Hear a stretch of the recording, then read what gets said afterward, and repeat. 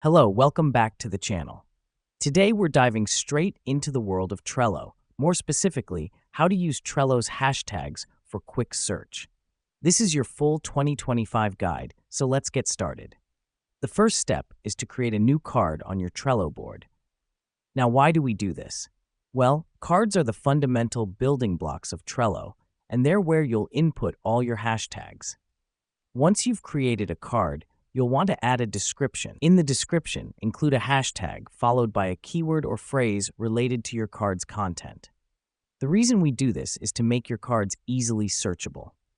Now that we've done that, it's time to search. To do this, you'll use the search bar at the top of your Trello board. Start typing your hashtag, and Trello will automatically suggest matching cards.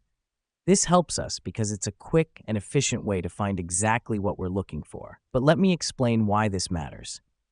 By using hashtags, you're essentially creating a powerful filter for your Trello board. It allows you to cut through the noise and focus on specific tasks or topics. Finally, you can use Trello's advanced search operators to refine your search. For instance, you can search for cards with a certain hashtag that were created within a specific time frame. Here's what's happening behind the scenes. Trello's search engine is scanning all your cards and returning only those that meet your criteria. Now that we've covered the basics, you're ready to start using Trello's hashtags for quick search. Remember, hashtags are a powerful tool for organization and efficiency, so make the most of them. And with that, we've reached the end of our tutorial. Thanks for joining us today, and we'll see you in the next video.